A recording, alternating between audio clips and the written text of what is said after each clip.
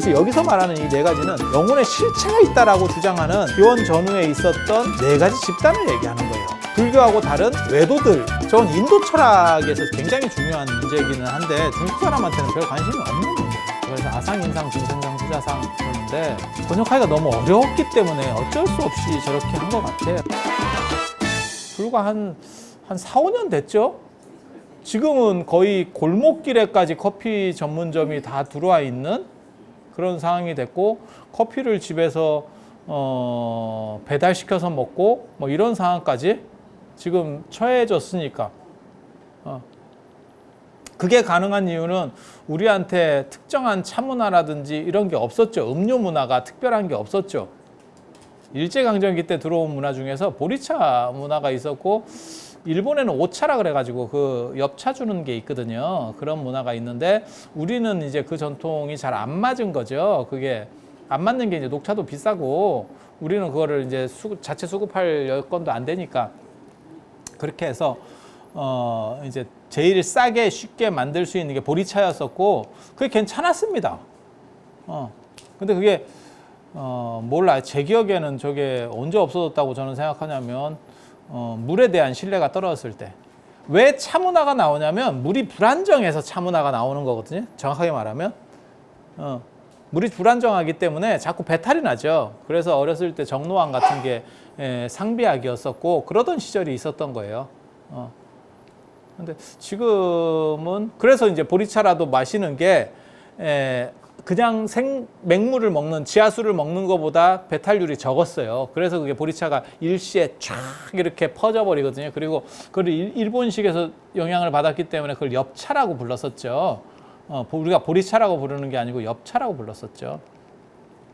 그래서 그 옛날에 그 난로 같은데 이렇게 하면 언제나 어디 가게 같은데 들어가면 그 엽차가 끓고 있었죠. 근데 그게 정수기 쓰고 어느 순간 이렇게 되면서 그 문화가 거의 사라졌죠. 이제 밍밍한 생수 문화가 된 거고, 그러다가 커피가 이제 갑자기 들이닥치면서 완전히 초토화됐죠. 그래서 우리는 전통적으로 차 문화가 별로 없었던 거예요. 그러니까 불교가 발전했을 때는 차례라는 표현이 있는 걸로 봐서 차를 가지고 예를 표한다. 그게 다래거든요. 다래 차례 마찬가지니까. 그래서 불교가 발전했을 때는 그게 있었고 조선이 들어오면서는 이제 그 문화가 사라진 거죠. 그러니까 술 먹는 거고. 그래서 제가 얘기했잖아요. 이름은 차례인데 실제로는 주례다. 실제로는 차례가 주례로다가 바뀌게 되는 거, 술 중심으로 바뀌게 되는 건 유교 문화의 영향이에요. 그래서 우리는 차 전통이 다 끊겼죠. 차 전통이 다 끊겼고, 그래서 상시로 마실 수 있는 게 별로 없죠.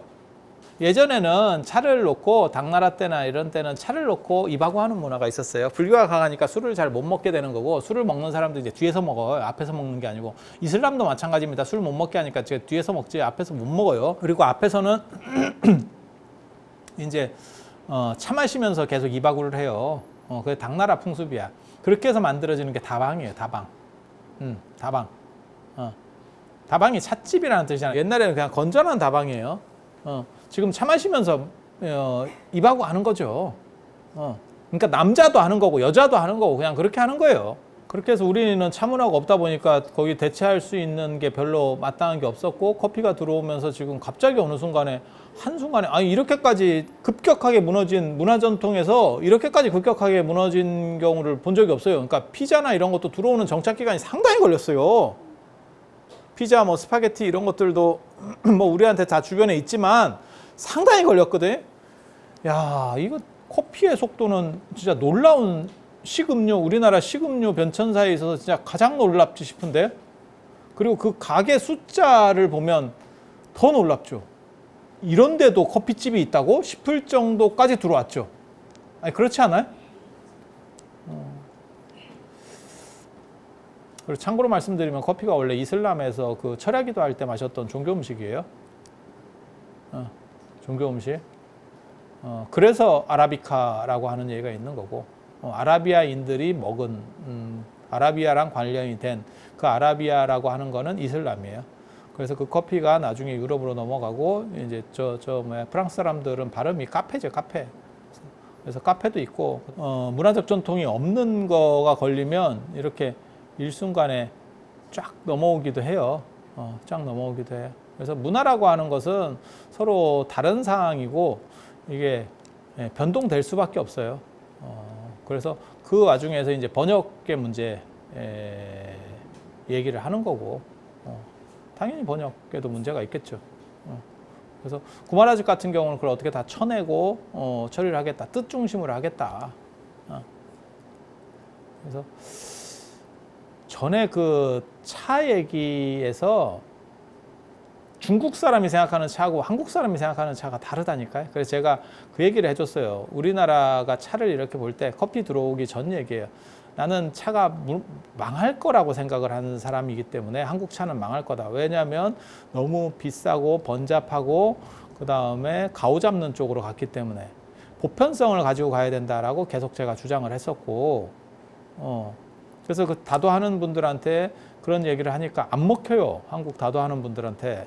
다도하는 분들은 마치 저기 일본 다도 스타일이거든요. 저게. 그래서 막 가오를 잡고 막 돈을 들이고 그다음에 뭐 옷을 차려입고 번잡합니다. 그렇게 하면 사람들이 오래 할 수가 없습니다. 그러니까 퍼질 수가 없어요. 그리고 비싸면 안 되고. 그래서 제가 그런 얘기 하잖아요. 문화로서 자리 잡기 위해서는 싼 거부터 비싼 거까지 다 있어야 된다. 그러니까 몇백 원부터 시작해서 몇만 원까지. 커피가 그렇게 가는 거죠. 호텔 커피 마시면 몇만 원이고 자판기 커피 마시면 200원, 300원이고 그렇게 해서 위아래를 다 조져서 가야 되는데 차는 그게 안 된 거죠. 그래서 저렇게 하면 아마 문제가 생길 거다. 그나마 커피가 힘을 못 쓸 때는 차가 그래도 유지가 됐는데 지금은 커피가 들어오니까 게다가 커피하고 차하고 굉장히 큰 차이점이 있죠. 그게 뭐냐면 차는 약간 청국장 같은 거예요. 처음 마셨을 때 입맛에 딱 붙어요가 아니고 좀 먹어보면서 맛이 길이 드는 거고, 커피는 향이 강하고 맛이 강하기 때문에 한번 딱 마시면 이거는 개운한데? 이런 느낌이 있는 거죠. 그러니까는 외연 확장 속도가 훨씬 빠르죠, 커피가. 그럼 마셔보면 알죠. 차는 그게 상대적으로 떨어지죠. 그리고 제가 그런 인식을 하게 된 게 이제 중국에 가보니까 중국은 실제로 있는 말이에요. 거지도 차통은 갖고 다닌다. 그러니까 차가 최저부터 최고까지 다 있는 거죠. 그리고 그렇게 될 수밖에 없는 게 중국 사람들은 물을 마실 수가 없으니까 차로 계속 중화해서 마시는 거거든요. 그러니까 꼬지라도 당연히 그걸 쓸 수밖에 없는 거죠. 중국 물에는 석회 성분이 너무 많아요. 물론 차를 마신다고 해서 석회 성분이 사라지는 거 아닙니다. 석회가 누적돼요, 몸 안에. 단 배탈이 덜 날 뿐이야. 그래서 중국 가서는 차 마시면 안 됩니다. 특별하지 않으면 중국에서는 절대 차를 마시면 안 돼. 중국 많이 가는 사람들 다 똑같이 행동합니다. 절대 식당에서 차 안 마셔. 차 안 마셔. 왜? 석회가 누적돼. 석회 누적은 안 빠집니다. 그래서 손발이 통통해져요. 그래서 제가 그런 얘기 안 해줬는데 중국 사람들이 손발이 이렇게 통통한 이유가 석회가 누적돼서 그렇고, 그게 불상에 영향을 미쳐서 부처님도 손발이 통통해졌다. 불상에서 부처님이 손발이 통통해졌다. 그렇게 가는 거예요. 물론 한국 사람들이 가서 뭐 조금 며칠 먹는다 그래서 크게 해댈 거는 없어요. 그 정도까지는 아닌데 아무튼 석회는 배출이 안 됩니다. 배출 안 됩니다. 그래서 제가 뭐라고 얘기했냐면 차에 대한 개념을 바꿔야 된다. 그런데 자꾸 한국 사람들은 이 차는 우리 차하고 중국 차하고를 자꾸 대등관계라고 생각하는 거예요. 대등관계가 아닙니다. 제가 보기에는 중국에서의 차는 지금 우리식으로 말하면 지금의 어떻게 보면 커피보다 더 외연이 넓은 거고, 한국에서의 커피보다 지금 외연이 더 넓은 거고, 우리나라에서 차는 굉장히 고급 문화였고, 그러다가 지금은 이제 차 문화가 거의 단절된 거고, 거의 이제 사요나라 했지. 끝나가는 거고, 저도 좀 안타깝게 생각을 합니다. 개인적으로는 안타깝게 생각을 합니다. 그래서 같은 단어라고 해서 절대 같은 걸 다 얘기하는 게 아니다. 그래서 뭐가 있냐면 불교에는 다선일미라는 게 있어요. 다선일미.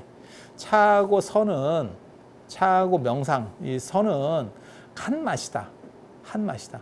근데 그게 청아하고 고고하고 이런 맛이라는 뜻이 아니에요. 해석을 그게 진짜 멍청하게 하는 거예요. 그러니까 한국식으로 해석하는 거지. 거기서 차라고 하는 거는 일상다반사. 그러니까 그냥 아주 흔해 빠진 거다. 마치 우리에게 있어서 공기 같은 거다. 이런 식이에요. 선이라고 하는 건 진짜 쉽고 우리 삶과 유리되지 않는다. 그런 식으로 해석해야 되는 거야. 거기서. 그거를 청아하고 고고하고 멋스럽고 이렇게 해석하는 게 아니야. 기품 있고 이렇게 해석하는 게 아니에요. 그렇게 해석하면 해석 진짜 잘못하는 거예요. 그게 이제 번역의 문제거든. 그래서 조주 스님 얘기에도 있어요. 끽다거라고 조주 스님에게 누가 이렇게 가르침을 받으려고 이렇게 오면 차나 한 잔 마시고 가라. 차나 한 잔 마셔라. 이렇게 얘기했다는 거예요. 그게 끽다거. 차나 마시고 가라. 그게 끽다거라는 거거든요. 끽다거. 그런데 그것도 사람들이 굉장히 운치 있게 자꾸 해석을 하는 거야. 산사에 딱 왔으니까 이렇게 탁 차를 주나? 이렇게. 근데 중국의 조주 종심원, 조주가 살았던 데가 조주에 살아서 조주 종심 스님이에요. 조주라고 하는 지역에 종심사라고 하는 데 살았어. 그런데 자기가 이제 절을 만드니까 자기 이름하고 결부가 된 거고요. 마치 매월당 김시스 받듯이 매월당이 매월당 자기 집 건물 이름이거든. 그렇게 태코라고 하는 겁니다. 그런 식으로 이제 가는 건데 그거를 굉장히 운치 있게 보는데 중국에는 산도 없고 그렇게 산사가 대단할 게 없어요. 그래서 그게 뭘 의미하는 거냐면 네가 힘들게 가르침을 구하려고 왔지만 그것은 실제로 존재하는 것이 아니다. 냉수 먹고 속 채려라. 라는 식으로 해석하는 거예요. 야, 일상을 벗어나서 또 다른 뭔가 대단한 게 있는지 알아? 그런 건 존재하지 않아. 그게 물이나 한 잔 마시고 가. 땀 흘렸으면 쓸데없이 땀 흘렸으면 야, 물 한 사발 줄 테니까 그거나 한 잔 마시고 가. 그런 의미예요. 일상과 유리되지 않는 것이 진정한 깨달음의 완성이다. 라고 얘기해 주는 게 그 조주차 끽다거의 본래 의미입니다. 그러니까 힘들게 가르침을 구하러 왔으니까 성철 스님이 당신을 만나려면 3000배 그건 선의 정신이 아닙니다. 사실 그런 거는 선의 정신이 아닙니다. 일상성이라고 하는 게 선의 정신이 일상성이라고 하는 게 행주자와 어묵동정이 다 깨달음이고 다 진이고 그 다음에 수초작주 입적해진 저는 수초작주 입적해진도 부인하는 사람이거든요. 모든 곳에서 주인이 되면 다 깨달음이 그런 식으로 그게 임재록에 나오는 말인데 임재록에 그런 말만 있는 게 아니에요. 수초작주한다는 개념 자체가 없어야 진정한 깨달음이다 라고 하는 게 임재록에 또 있어요. 그래서 중국에서의 차라고 하는 거는 우리식으로 말하면 시골에서 일하다가 저 들어가가지고 저 물 한 잔만 마실 수 있습니까? 그럼 물 한 잔 주고 그런 정도 생각이라고 보시면 돼요. 근데 저도 요즘 보니까 이게 되게 재밌더라고요. 예전에는 길 가다가 집배원이나 이런 분들이 길 가다가 더우면 아무 데나 들어가서 물 한 잔을 얻어 마시고 이게 됐었거든요. 지금은 그런 게 참 또 시절이 달라졌어요. 예전에는 걸어가다가도 되게 힘들고 땀나고 이러면 그냥 아무 집이나 벨 눌러서도 안 그러면 그냥 해서 사람 있으면 그 물 한 잔만 마셔도 되겠습니까? 이러면 그 물을 줘요. 근데 지금은 그런 시절이 또 아니죠. 그렇지 않나요? 그게 길 가다가 아무 데나 가서 참 세상이 좀 그래요. 또 바뀐 거예요. 그러니까 옳다 그르다를 얘기하는 게 아니야. 인심이 사나워졌다. 아니 저는 그런 얘기를 하는 건 아닙니다. 참 이런 것도 또 바뀌었네. 이런 생각이 드는 거죠. 그런 생각을 굉장히 많이 하면 나이 든 사람이고 꼰대입니다.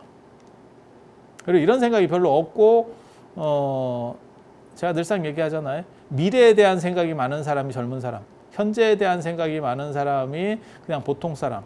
과거에 대한 생각을 많이 하는 사람, 늙은 사람. 과거 얘기만 더럽게 하는 사람. 왕년에 라떼는 말이야 좀비. 이제 그렇게 가는 거죠. 살았지만 살아있는 사람이 아닌.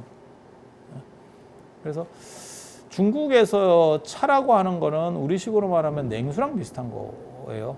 그래서 똑같은 차래도 우리식의 차가 아니었던 거예요. 아니었던 거예요. 그리고 김용옥 선생은 미국 차하고 우리나라 자동차는 다르다라고 얘기한 거고. 그래서 번역의 문제라고 하는 건 이런 걸 다 가지고 있는 거예요. 그래서 이걸 어떻게 번역할까에 대한 논의가 있었고 이제 그거는 번역 주관자가 판단하는 거예요. 이걸 어떻게 해야 효율적으로 저 사람들에게 전달할 수 있을까. 그래서 아상, 인상, 중생상, 후자상 이러는데 번역하기가 너무 어려웠기 때문에 어쩔 수 없이 저렇게 한 것 같아요. 저건 인도 철학에서 굉장히 중요한 문제이기는 한데 중국 사람한테는 별 관심이 없는 문제입니다. 그래서 아상이라고 하는 게 아트만이거든요. 아트만. 근데 저게 언제부터 저런 식의 착각을 했는지는 저도 정확하게 잘 모르겠어.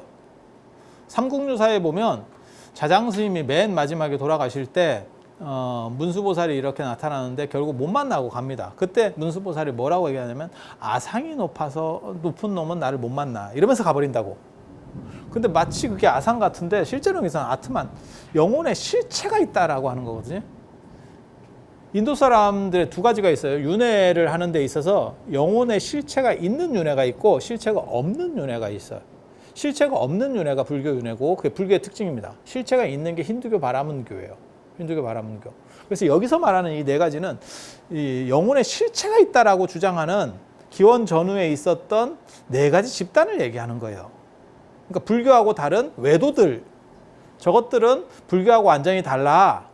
그러니까 지금으로 말하면 기독교나 이슬람에 대한 비판이에요. 그런데 이거를 한문으로 아상, 인상, 중생상, 수자상이 없으면 깨달은 사람이야. 이렇게 얘기를 하니까 뭐라고 사람들이 생각하냐면 나라는 생각이 없어야 된대.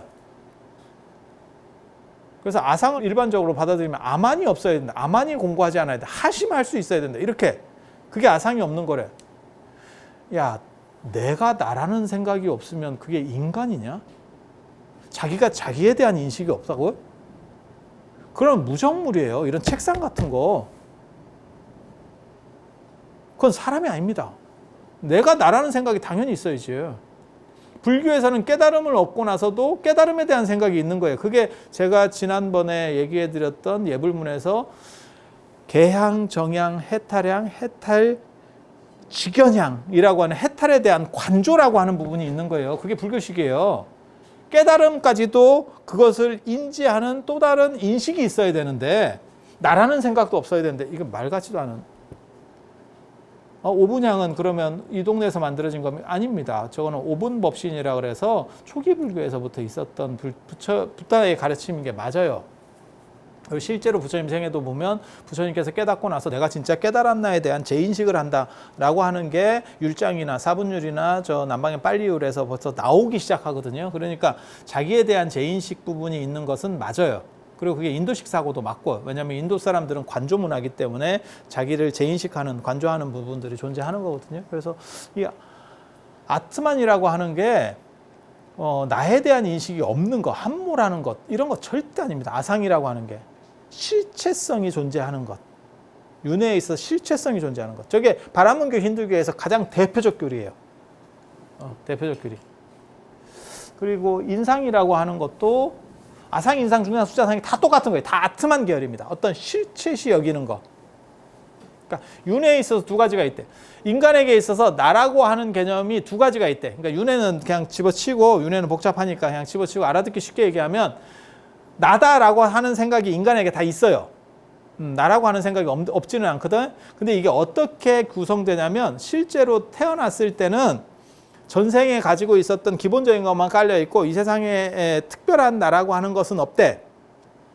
그런데 그게 나이를 먹어가면서 몇 년 흘러가면서 이게 눈 쌓이듯이 사부작사부작 쌓여가는 거지. 그래서 나라는 개념을 만들어가는 거지. 그러니까 여러분들이 어렸을 때 같은 경우는 나이가 어리니까 주변 사람들이 야, 너 왜 그래? 이렇게 하면 안 돼. 이렇게 하면 예 이러면서 쉽게 순응하는 거예요. 나보다 다 나이가 드신 분들이 말씀을 하시니까. 하지만 이제 나도 어느 정도 나이를 먹고 나도 이제 무슨 시어머니가 되고 뭐 이렇게 되면 딴 사람이 야 이러면 저게 한번 하자는 얘긴가, 나랑 한번 해보자는 얘긴가, 왜 그따구로 말을 하지? 이런 생각이 들죠. 나에 대한 인식이 바뀌었죠. 그건 그리고 위치에 따라서 계속 바뀌어가는 거예요. 내 사회적 지위라든지 아니면 내 남편의 사회적 지위라든지 내 자식의 위치라든지 이런 거에 따라서 계속 바뀌어갑니다. 내가 잘 나가던 사업가였는데 그러면 이제 뭐 주변을 다 호령하는 거고, 그러다가 쫄딱 망했어. IMF 같은 거 해가지고 막 절당이 났어. 그러면 발언권 없는 거지 뭐. 그러니까 예를 들어가지고 내가 대기업을 크게 하나 하고 있었어. 그러면 당연히 어디 행사에 갔어. 그러면 내 이름부터 불러주는 거고, 그러다가 IMF 와가지고 완전히 다 거덜났어. 그러면 행사에 가도 이름도 누구도 안 불러줘.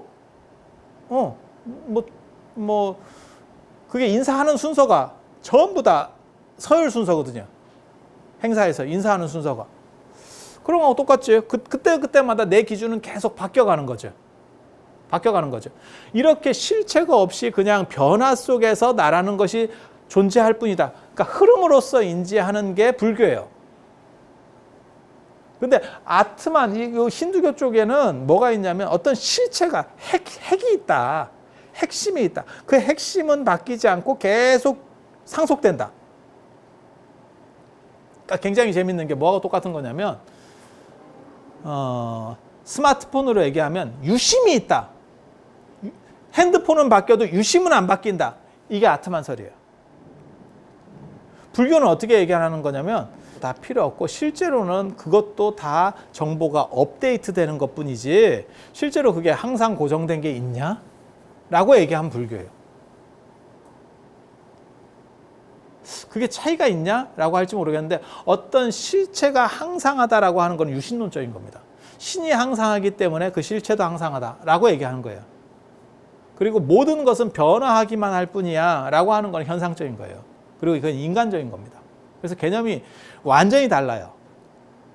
이 부분에 대해서 나중에 좀 더 제가 잔소리를 해볼 필요성도 인지는 하는데 문제는 이런 얘기를 자꾸 하면 어려워져서 사람들이 잘 안 들어요. 그래서 이걸 얘기를 해주기도 그렇고 안 해주기도 그렇고 참 저도 번뇌가 많습니다. 이게 아마 구마라집도 이런 생각을 했을 거야. 이걸 어디까지 얘기를 해줘야 되나? 이걸 어디까지 번역을 해야 되나? 이 사람들이 알아듣겠나?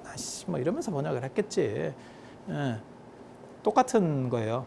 이게 그 당시에 유행하던 대승불교의 반야 공사상과 대립하고 있었던 가장 유력한 4명의 집단이에요. 그래서 금강경에서 뭐라고 씹는 거냐면 거기에 빠지지 마. 이것들은 또라이예요.